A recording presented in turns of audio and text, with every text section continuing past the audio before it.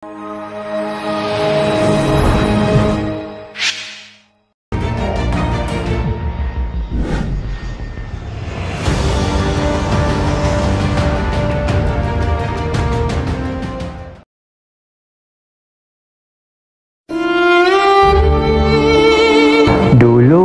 pendidikan di Malaysia bergantung sepenuhnya pada buku teks dan kaedah pengajaran tradisional.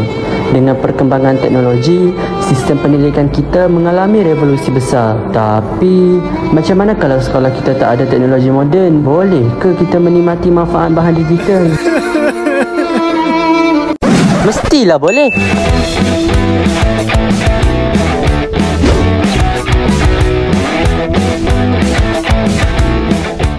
Dalam usaha memperkasa pendidikan negara, tidak semua sekolah mempunyai akses kepada teknologi digital. Namun, terdapat pelbagai pendekatan alternatif yang dapat diambil untuk memastikan kualiti pendidikan tetap terjamin.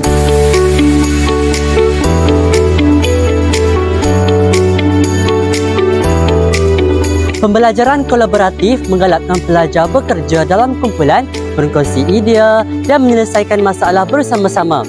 Aktiviti seperti perbincangan kumpulan dan pembentangan dapat meningkatkan kemahiran komunikasi dan pemikiran kritis pelajar.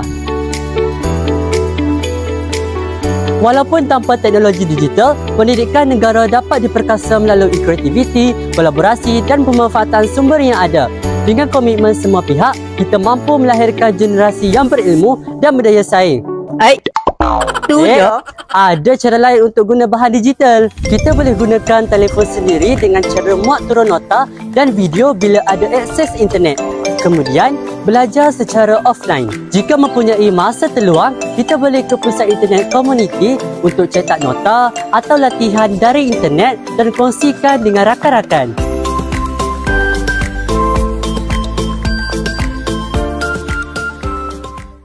Walaupun sekolah kita belum lengkap dengan teknologi moden, itu bukan alasan untuk kita ketinggalan. Pendidikan bukan tentang apa yang kita ada, tapi bagaimana kita memanfaatkan apa yang ada.